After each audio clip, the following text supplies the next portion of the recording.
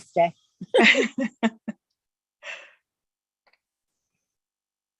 Okay, so I see that we are now live streaming.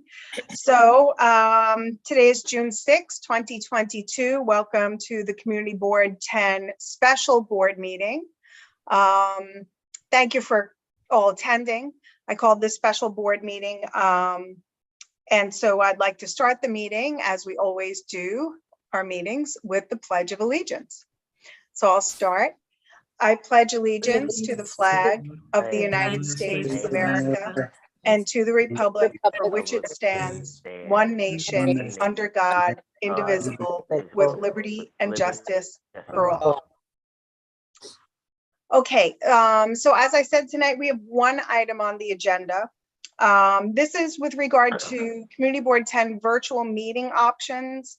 Under the New York City Law Department's guidelines about the open meetings law. So for those of you who are at the last board meeting, as I had stated then, Borough Hall at the Borough Board meeting said, you know, we all better be ready to go back live to in-person meetings because these sort of special dispensations that had previously existed during the COVID emergency under the open meetings law had been set aside. But we did get further guidance from the law department, which Josephine has shared up on the screen. And there were some changes to the open meetings law.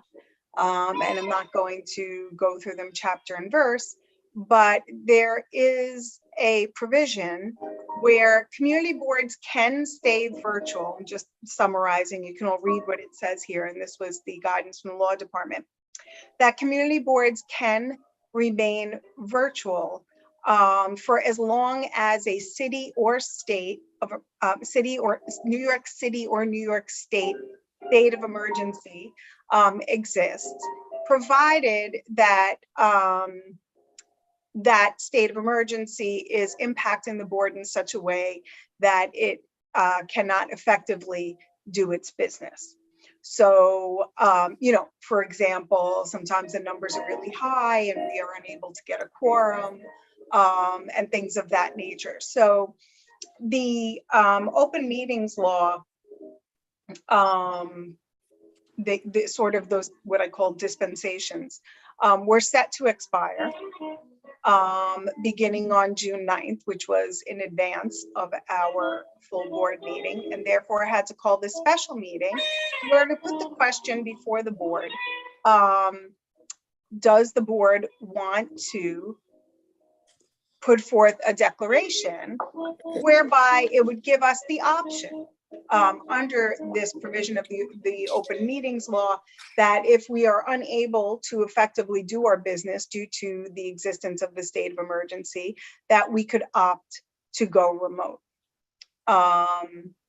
So that's the question, basically, that I wanted to put before you on the agenda for this evening. And so, Sandy, I see you have your hand up already. Let's go. Yeah.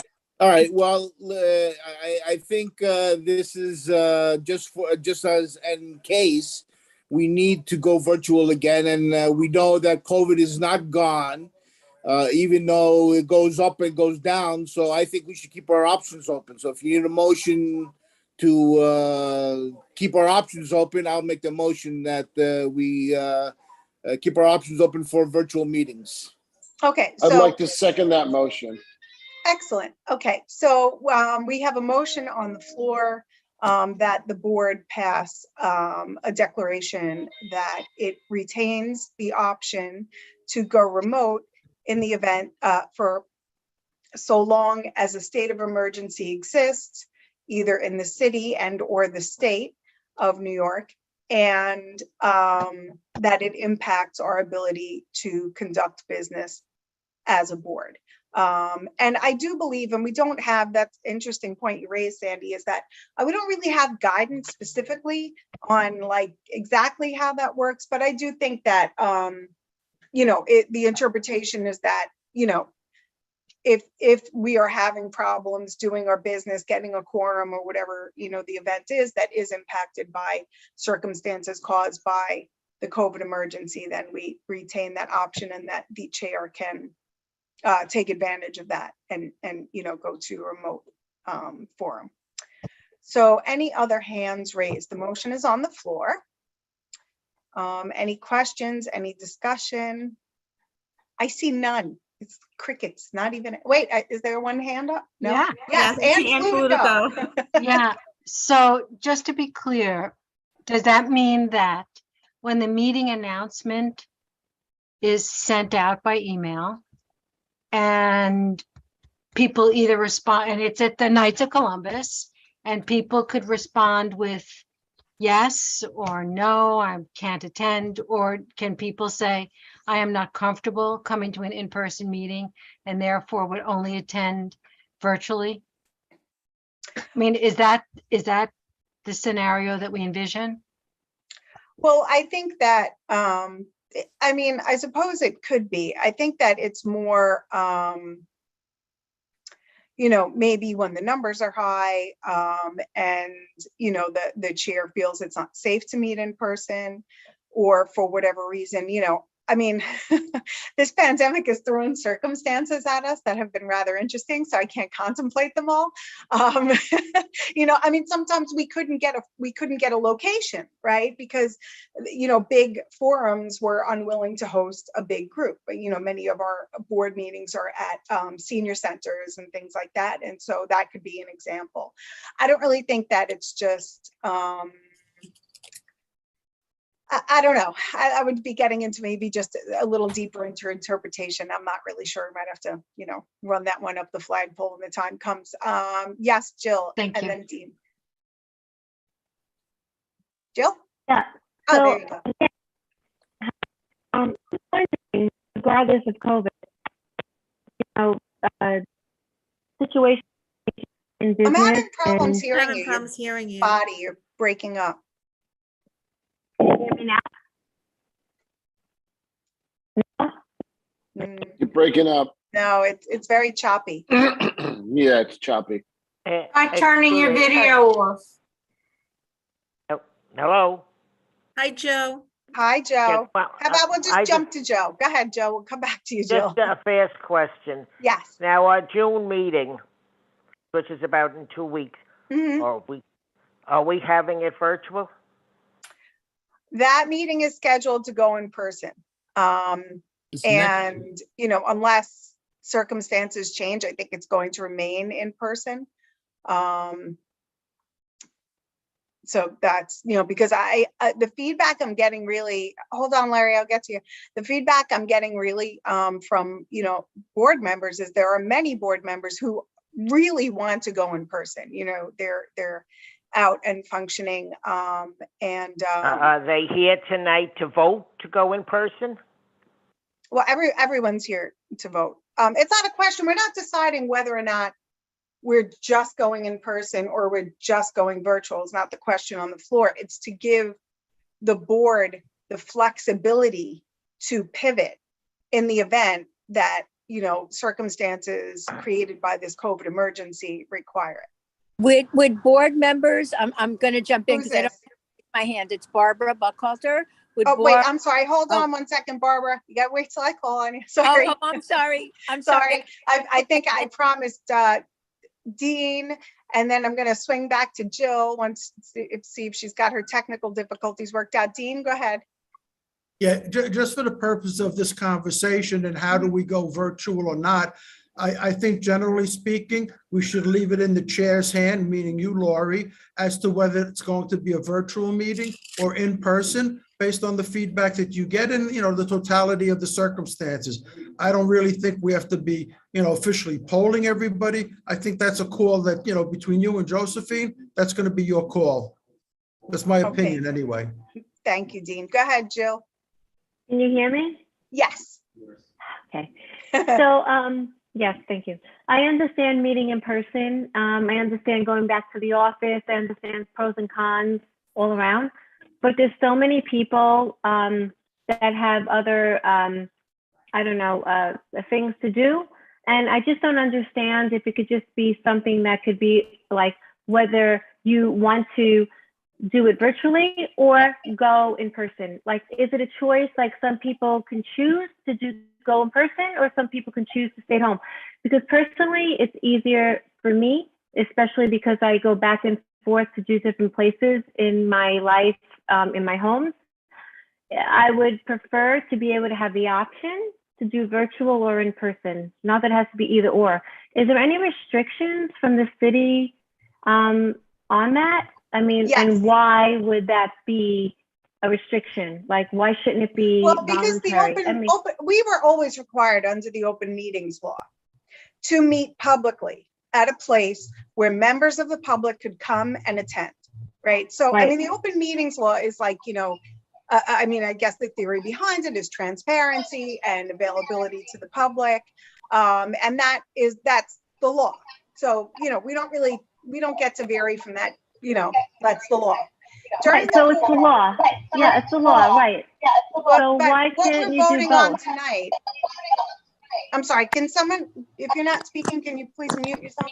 What we're voting on tonight is they've made a change to the open meetings law, okay?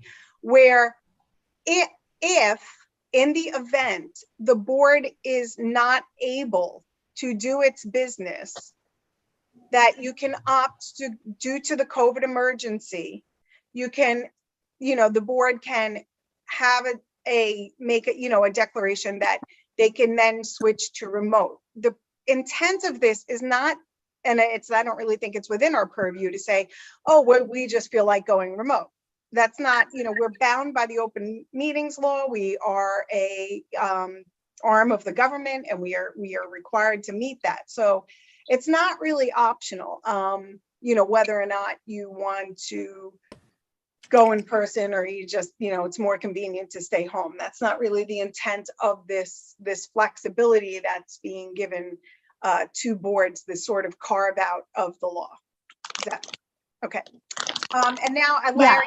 Yeah, that makes sense. Yeah. Larry, go ahead. I think the next meeting is next week, not 2 weeks from now, correct? Correct. Right. Yes. I think that was sort of. Yes, right. Monday. As far as I'm saying, would it be under some sort of a super emergency? We'd have to go back to remote? Is that is that short notice or is that going to be, is there a procedure for that or no? No, there is not a firm procedure in effect. I don't know about super emergency. I mean, again, it's only a carve out for things that if your board cannot do its business. Is this only for Due to the COVID emergency, not just because you feel like staying home, not just because people prefer it. If we can't get a quorum, essentially, I would view it that way. We can't do our business if we can't get a quorum. How The about way that the open meetings law is going to work now is, it was sort of revised. So the way it was revised was that at least a quorum of the people on the board, right? Putting aside this little loophole in case we have this fail safe. The way that it exists now, or will exist when it goes into effect on the 9th, is that the board has to have a quorum in person at a location where members of the public can attend in person. So, much like we used to do back in the day. If we already attain a quorum and have, it open to, members of the public, then, anybody else who kind of wants to join in remotely, then they can do that. That's just the only change that was made.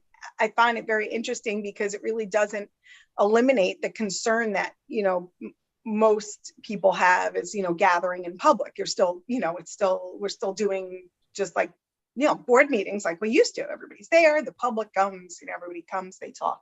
Does this just go for committee meetings as well as, full board meetings? Committee meetings are going to be remote or are they going to be back at the office?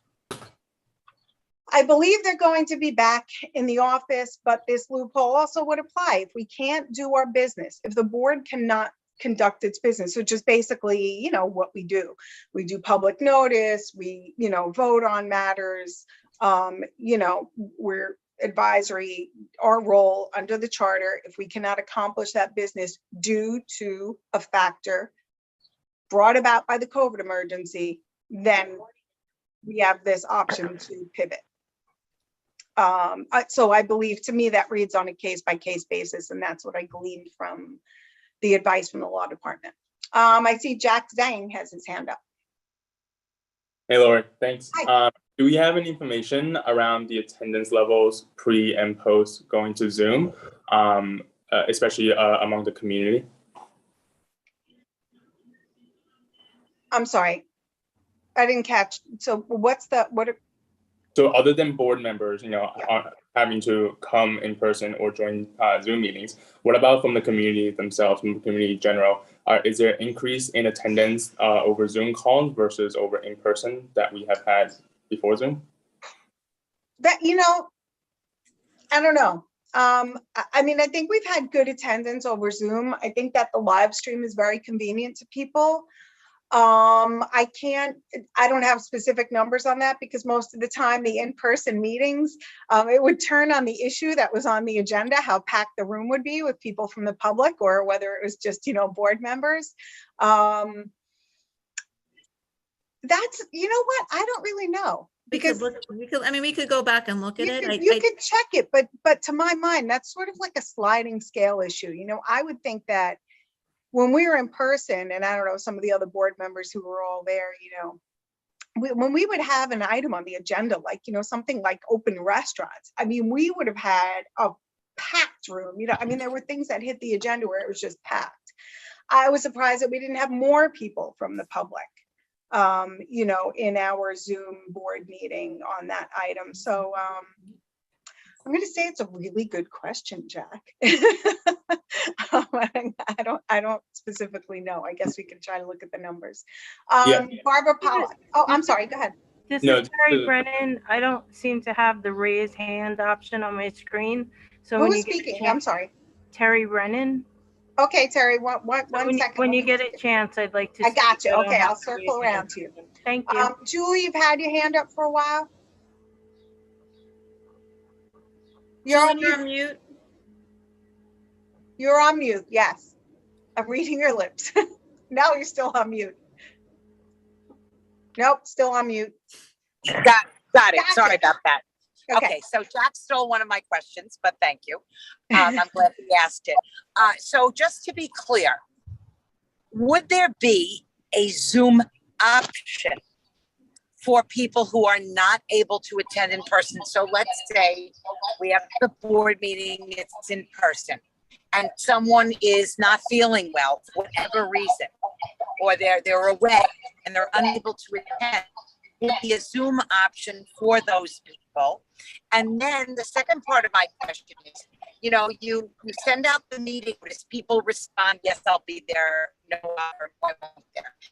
And they have a quorum when you send out the meeting, and then the physical meeting happens and you don't have a quorum, would then you be able to switch to a Zoom, or would you be able to do like a hybrid? Like excellent question, and that's the point. That's why I feel like this ability that was sort of carved into the law to have this hybrid, you don't know until the last minute, because not everyone responds when you send out the meeting notice, number one, and not everybody comes who says they're going to come when you send out the meeting notice. So until we're actually there and calling the meeting to order, we actually don't know for sure whether we're going to have a quorum. And if we don't have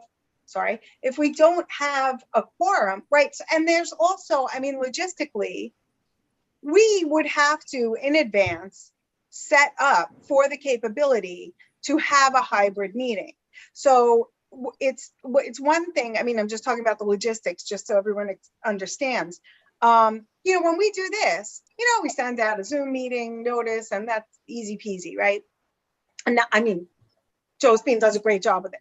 But I'm saying, like, she's got it down to a science. But when we're meeting in person, it's not so easy to have a hybrid meeting because the meeting has to be recorded and it's got to be transmitted in some way. And that requires us to have someone do that, which requires budget. And, you know, to be setting that up for every meeting, and then it turns out, oh, well, maybe we have a quorum that day. Maybe we don't. And if we don't have a quorum, those people who are virtual cannot vote. It's like you're not even there. So I thought, I don't know, maybe if I were drafting the law, I would have done it a different way. Maybe I'm being a Monday morning quarterback, but there you are. Okay, Doris, you've had your hand up patiently. Yeah, there was a question of concern about community input. We recently had a zoning committee meeting where we had 45 members of the public. So, and that was a Zoom meeting. So in that way, I would say Zoom works. I like the concept of a mixed meeting, but I think the logistics of it are a nightmare. But I know in some ways we have gotten a lot of input by being remote and people being able to voice their opinions. And the last zoning committee definitely showed that, as have many zoning and TNT meetings. Yeah, my meetings. Okay, thank you. I just want to note again, you know, we're not voting on whether, you know, we're not giving our advisory opinion on the law. The law is the law. So the vote is, do we vote in favor of giving the board the option, this limited carve out, or do we not? Okay, so Barbara Pollock, you've had your hand up for quite some time. Hello. Barbara, you're on mute. Okay, can you hear me? Yes, we can. Okay, so I seem to recall reading in the first draft of what was sent to us that people would have the option of either coming remotely if they had health concerns.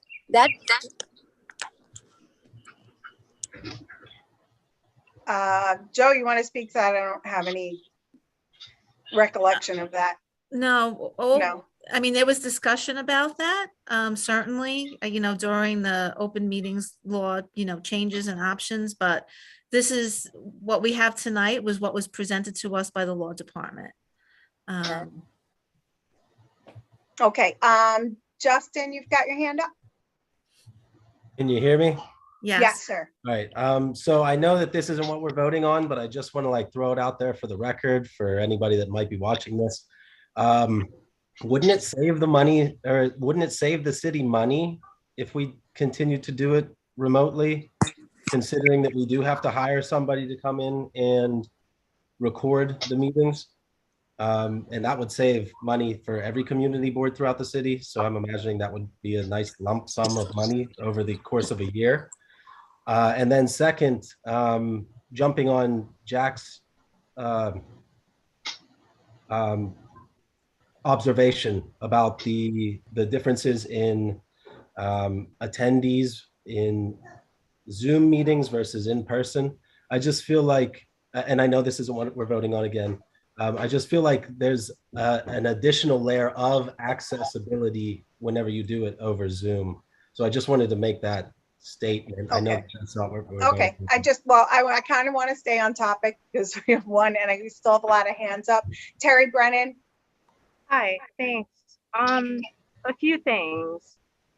There's currently this evening a meeting at McKinley High School on street safety that is in person and being live streamed on Senator Gurnardis's page.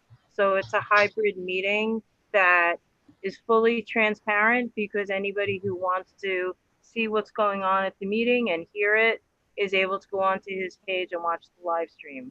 So technically it's all doable. Secondly, the city health officials are literally making commercials advising people not to gather indoors in large groups. And whether it's a quorum or not a quorum, I think health has to take precedence, and we're still in a very fluid situation. I know more than a dozen people in Bay Ridge who are either getting over being seriously ill or are currently seriously ill. And I don't think we can put that aside as a responsible group of people. I think making this available online is the most inclusive way to do it. Anybody who would be physically challenged getting to a meeting, sometimes it's in a place that's really hard to park, whatever it is, I think trying to make these meetings as relevant and open and transparent and available to the largest aspect of the community is really important. So if we were voting, my vote is to always make it as flexible as possible so that we're not being hamstrung, so that if we need to go in a certain direction, the option is there because we created the option. So that would be. Okay, thank you. Okay, one thing I just wanted to note is that the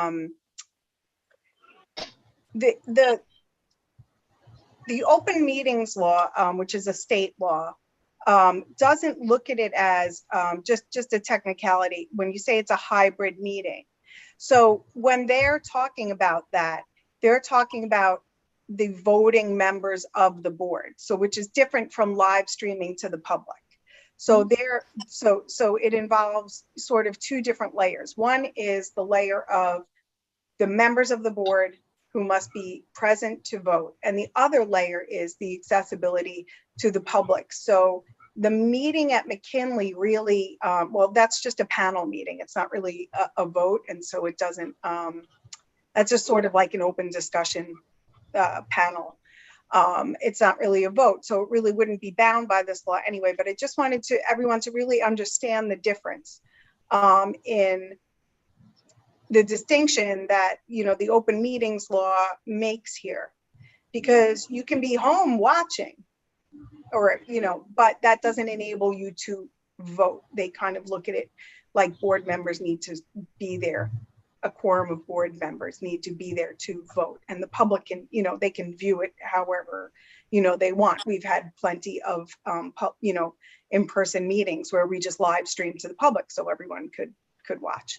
Okay, Diane, I see you've got your hand up. Yes.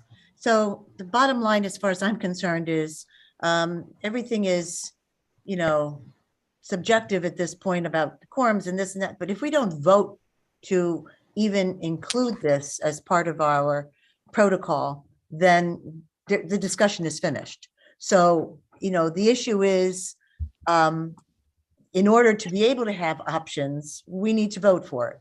And so I just wanted that made clear, that whatever it is, we don't know what the situation is going to be with COVID. We don't know what quorums are going to be in effect, et cetera.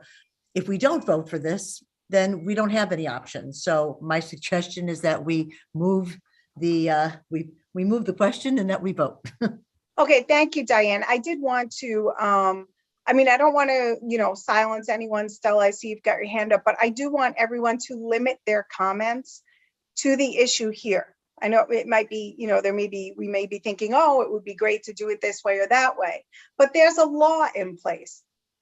We don't have the option to change that. You know, maybe we could like rally for it later on, but right now, you know, time is really of the essence because this change to the open meetings law is going into effect in a few days, hence the reason for the special meeting.